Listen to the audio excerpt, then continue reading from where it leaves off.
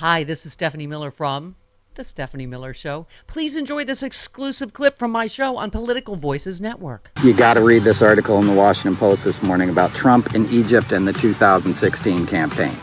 He got $10 million in cash from Egypt when he was running out of cash, and his own people were begging him to cut a check like he had promised and bragged he would do, and he refused to do it. Then he set up a meeting with Egypt. They gave him $10 million in cash in 2 bags. It weighed 200 pounds. They took it out of a bank next to the airport in Egypt and flew it to Trump's corrupt ass in New York City. And he put it in his campaign, and the CIA got hip to it. They alerted the FBI, and it fell under the purview of Robert Mueller, who was clearly the wrong man for the job. I know he's got his stands on Twitter, but that guy failed the moment.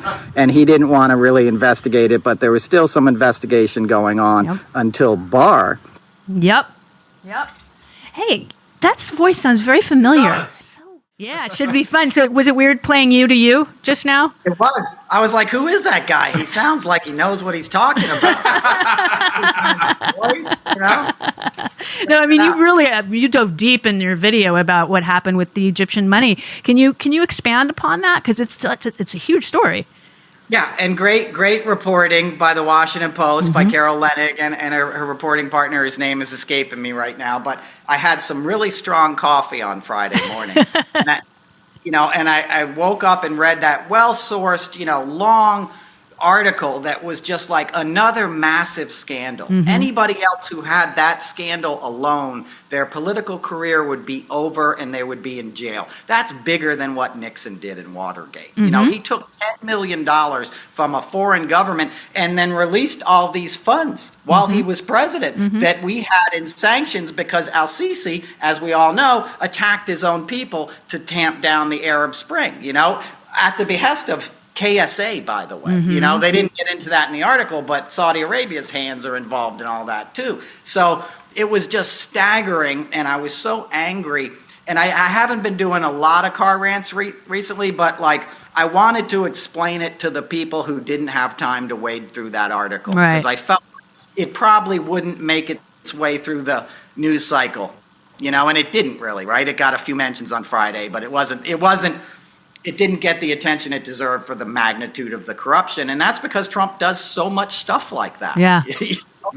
Yeah. No, I mean, it is frightening you're right. It should have been a bigger story. It should be a bigger story. People should still be talking about it, and not just the weird bear story with RFK Jr. Right. Because that was top of the list today. Yeah, exactly. And that's obviously scintillating and creepy. And, my home was across the street from Central Park for 20 years. That's my backyard that he dumped a dead bear in. So the story's almost too creepy for me to think about. And obviously that should get some traction, and it will. But, back to the Egypt story, to my surprise, that car rant got like 1 million views. Oh, wow. Which means it resonates with people. When people hear what happened, they're like, what the heck is going on? And that's what we need to illuminate to people. That's what your choice is in this election, right? Calm, sane leadership to continue the progress that we've made coming back from the abyss in 4 years, or more of that, selling American foreign policy to the highest bidder. The choice is simple. Well, yeah, I mean, even Donald talking about the prisoner swap and saying, I never paid for anybody. He released 5,000 Taliban. Yeah. Exactly. And invited them to Camp David. Exactly. On the anniversary of 9/11. Yeah. And it's the beauty of that prisoner swap was not only that it happened, and it's unfortunate that Navalny was not with them, but the president highlighted the vice president in her dealings with everybody too, because she was very heavily involved in all of this for the last probably 6-7 months at least. And what was interesting to watch when they were on the tarmac with the families was he was talking to the press, and then she just waited and waited very respectfully for him to finish. And then they asked her a question, and then he brought her up, and he touted how great she was. And I think that's great on his part, because he's amazing. And I'm bummed that he's not running anymore, but I'm glad that he's put her out in the front. And I think that he's doing the right thing. He absolutely is, and he's such a unique leader. And that moment when he took his pin off his lapel and pinned it on, I think it was Evan, and I brought tears to my eyes, because that's the kind of empathy that, if you had like an Irish grandfather, he's part of like an old American tradition of just like sort of stoicism and doing the right thing and being man enough to give credit where credit is due and ultimately step aside, and a lot of people wouldn't have done what he did. He continues to surprise me with his class and how big his heart is. Yeah, that's the one thing that everybody that's ever met him or has worked with him is, even Lindsey Graham, he's kind. He's a kind human being, unlike Donald. And you know better than anybody about Donald. But it's go on, sorry. No, I'm saying kindness should be your North Star in politics. If you're not getting into it to help people, what are you doing it for? Right. I agree. Right? For your own power, for your own money? Because that's a traditional route that leads to corruption. That's why, far-right groups are propping up all over the world, You need somebody who's like, hey, I got some ideas how we can make this better together, right? Because nobody can do it alone. It takes a coalition, and it takes grassroots involvement. And I think VP Harris is a perfect person to carry that forward, as we're now seeing. Absolutely. Absolutely. I agree with you completely. And apparently, it just came out that Mr. Emhoff had an affair before he even met before he even met his wife. And it's like, so have you met the other guy? Yeah. And his previous wife said, yeah, we're whatever. past that. We're done. Yeah. We're fine. Yeah. It happens. Right. Infidelity happens in marriage, and they're still friends, right? And Kamala is involved in co-parenting with him. And I met Doug Emhoff. I got to go to the White House with JoJo from Jersey, who was on the show Saturday night, and a bunch of other influencers.